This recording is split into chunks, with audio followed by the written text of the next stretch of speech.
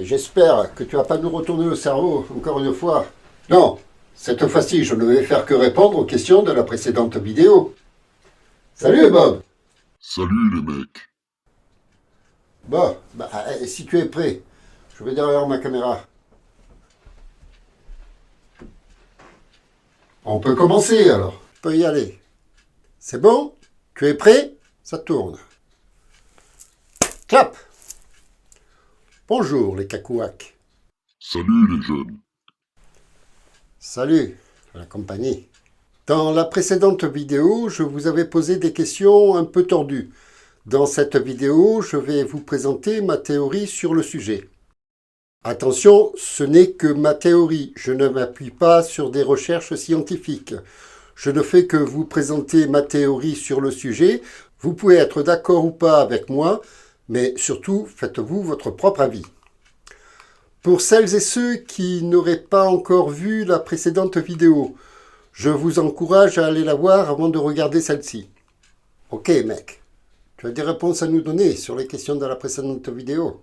Oui, mais avant de commencer, je voudrais lire le commentaire de Marco sur le sujet de la vidéo. Il a un humour que j'aime bien.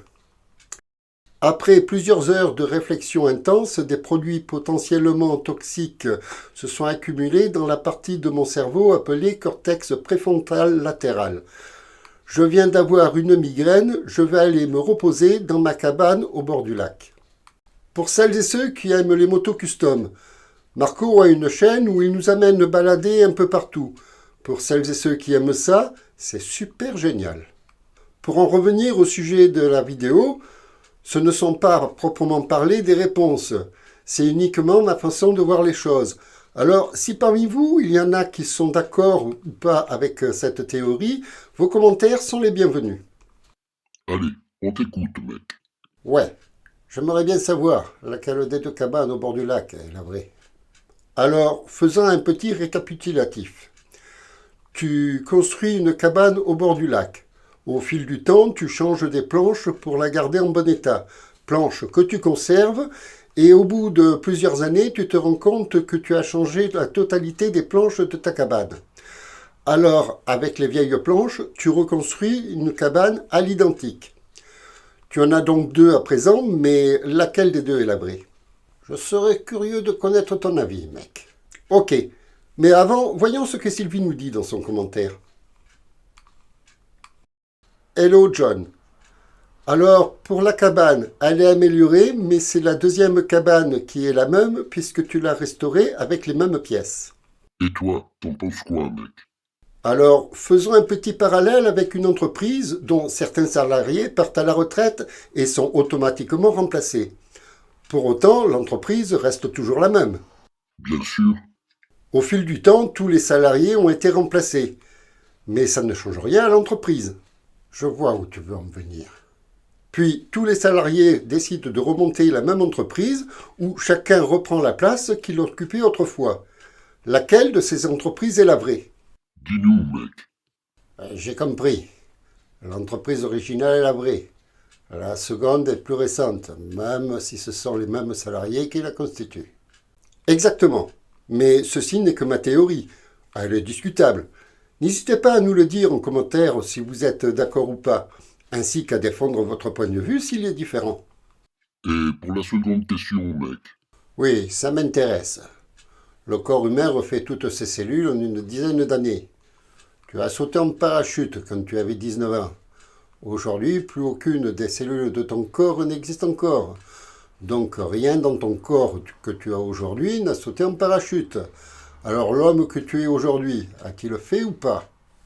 Avant de répondre à cette question, voyons le commentaire que Sylvie a fait.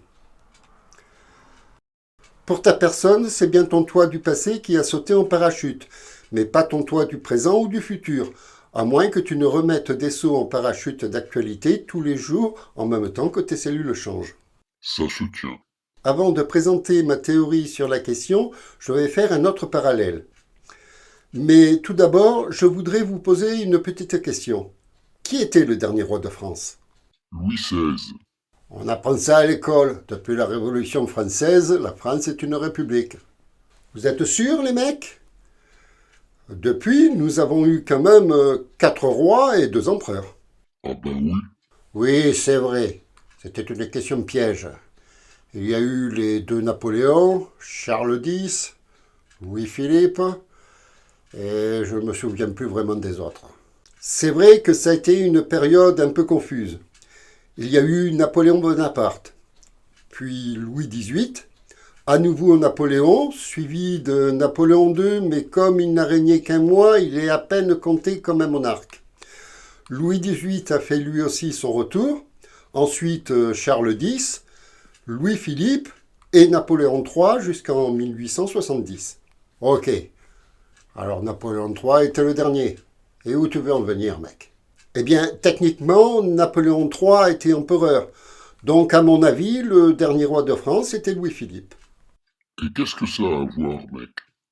Eh bien, si la France était une personne et que ses habitants étaient des cellules, même s'il n'y a plus personne en France qui ait vécu sous la royauté, on ne peut pas nier que la France a bel et bien eu une royauté. C'est pas fou.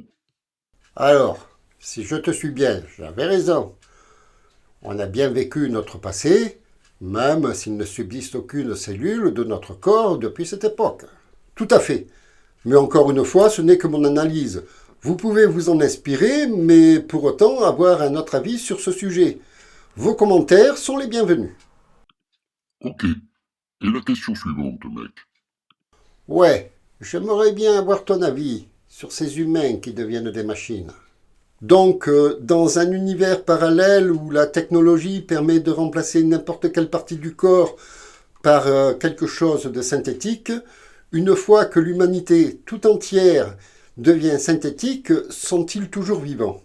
Ouais, je serais curieux de savoir ce que ton esprit tordu va nous sortir sur ce sujet. Mais avant de vous présenter ma théorie, je vais vous lire le commentaire de Sylvie. Alors pour un humain qui a des prothèses et autres, je pense qu'il reste humain tant qu'il garde son âme et qu'il peut manger, boire, penser par lui-même. Sinon, il devient une machine très près de l'humain et là, je dirais que la race humaine est en voie de disparition. Elle n'a pas tort. Elle a même raison. Et toi, tu en penses quoi, mec? À mon avis, elle a raison. Ceci dit, tant que les prothèses qui les constituent remplissent les mêmes fonctions, quand bien même ils deviennent entièrement synthétiques, ils sont toujours vivants. Mais ce ne sont plus des humains.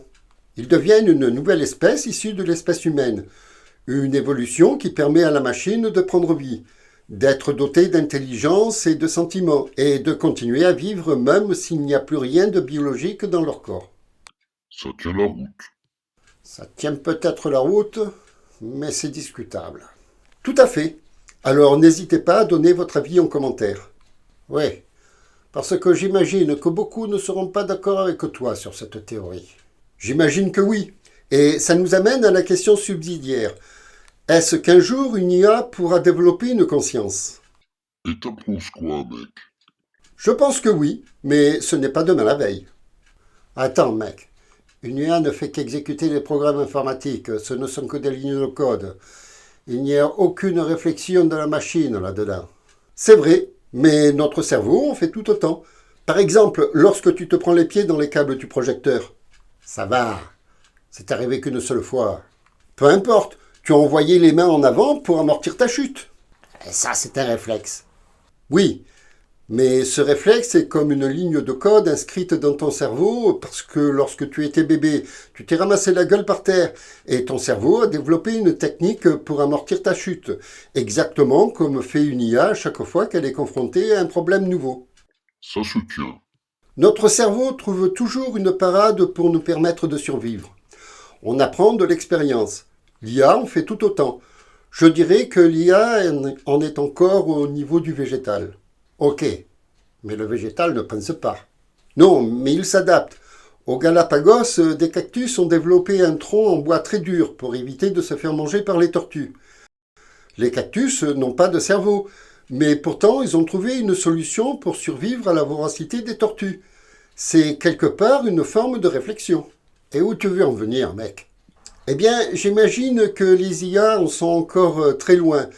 Mais avec le temps, elles finiront par penser par elles-mêmes, développer de la réflexion et même des sentiments.